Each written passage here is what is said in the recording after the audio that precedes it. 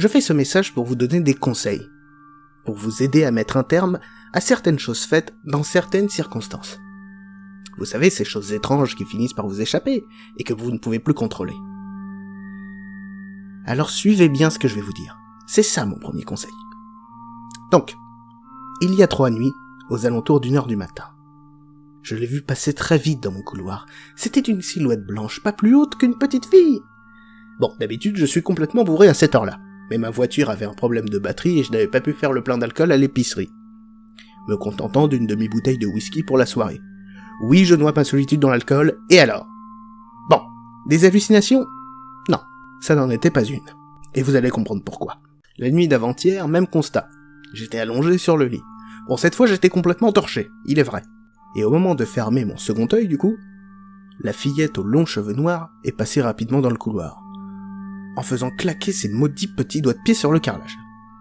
En plus, elle pleurait, elle criait, c'était très désagréable. Je lui ai donc dit d'attendre, mais elle a continué pour disparaître je ne sais où. Alors de 2 choses l'une. Ou c'était vrai, ou je devenais complètement cinglé. Bon, au début j'ai cru que c'était à cause de l'alcool. Mais la nuit dernière, je n'avais pas bu toute une bouteille entière, donc voilà. Et quand j'ai vu cette fillette courir dans le couloir avant de s'arrêter devant ma porte, elle m'a fait signe d'approcher. J'entendais sa respiration d'asthmatique, et ça puait le diable, le fumier ou la terre mouillée, un truc dans le genre. Voilà, quand un truc comme ça vous fait signe de venir, vous lui faites signe de partir. Ce que j'ai fait. Sa mâchoire a craqué au moment où elle a ouvert la bouche pour me hurler dessus. C'était si fort que je me suis bouché les oreilles. Putain, un cri suraigu, quoi. Un putain de cri suraigu, tu vois. Heureusement, la porte a brusquement claqué devant sa face. Même ma lampe de chevet se déplaçait sur la table de nuit. Puis ça s'est arrêté d'un coup. Comme si tout ça n'avait jamais existé. Et j'ai voulu me rassurer, alors je me suis levé comme j'ai pu. Et tant bien que mal, et j'ai fini par réussir à atteindre la porte sans me casser la gueule. Et je l'ai ouverte. Et par l'entrebâillement, j'ai vu un œil blanc, avec une demi-pupille noire qui me fixait. J'ai hurlé, et elle a fui. Avait-elle peur de moi? En tout cas, elle s'est enfuie vers le fond du couloir. Puis elle a descendu les escaliers comme une araignée, à l'envers, le ventre en l'air. Je vous jure, c'est réellement ce qui s'est passé. Et quand je suis arrivé en bas, elle avait disparu. Mais à travers la vitre du salon, j'ai vu sa silhouette courir dans le jardin, sous la lumière du clair de lune. Je vous dis pas l'effet que ça fait, hein.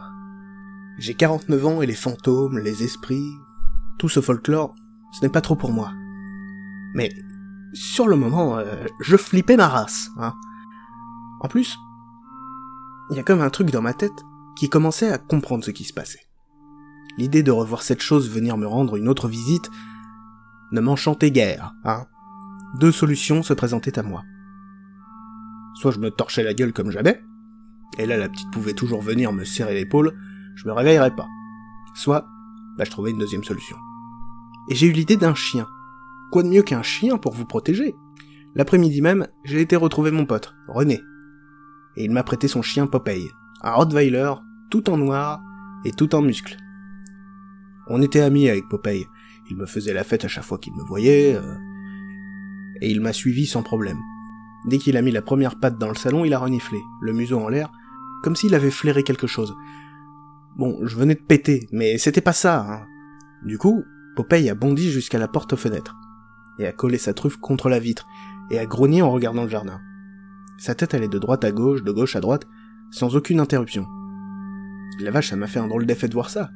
Voyait-il la silhouette? Peut-être qu'il avait envie de chier, ou qu'il hésitait à trouver son bon endroit. Un ouragan noir a traversé le jardin quand je lui ai ouvert la petite porte. Heureusement, mon plus proche voisin était à 200 mètres. Sinon, j'étais bon pour le ramener à René. Du coup, Popeye s'est arrêté net et s'est mis à creuser au fond du jardin, en plein milieu de mon parterre de fleurs.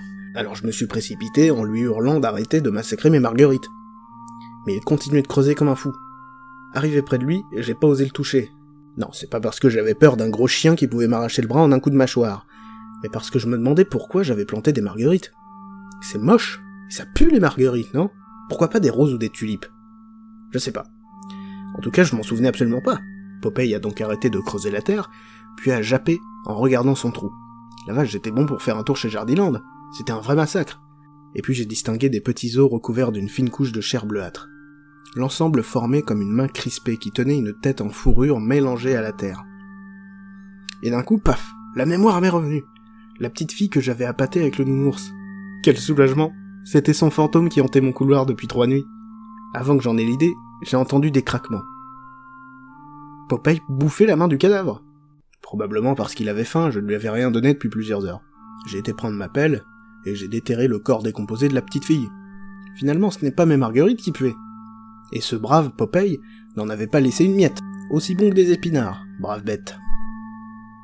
Le soir venu, j'ai pris mes 2 bouteilles de whisky et je suis monté dans la chambre, et je me suis assis en tailleur sur mon lit, tout en sirotant cet excellent sirop de malt. Et j'ai guetté le couloir. Et plus rien du tout.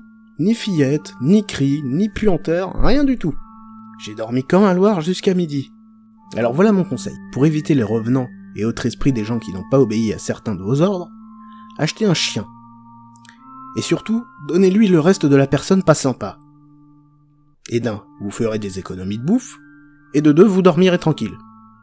Bon, demain je passe à Jardiland pour acheter des marguerites, puis devant l'école primaire pour